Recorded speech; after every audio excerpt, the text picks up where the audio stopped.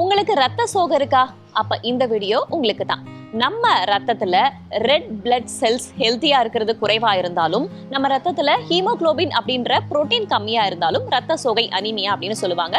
அதற்காக மருத்துவர்கள் சில சூப்பர் ஃபுட்ஸையும் சஜஸ்ட் பண்றாங்க. அதுல ஒண்ணு animal based chicken, liver, eggs இதெல்லாம் எடுத்துக்கலாம்.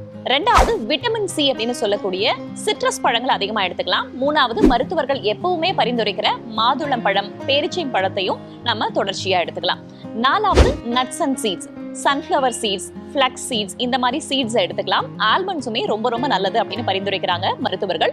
அயன் கண்டென்ட்டும் இதுல மெக்னீசியமும் அதிகமாவே இருக்கு. இதை நம்ம ஸ்மூதியாவோ இல்ல சட்னியாவோ கூட பண்ணி சாப்பிடலாம்.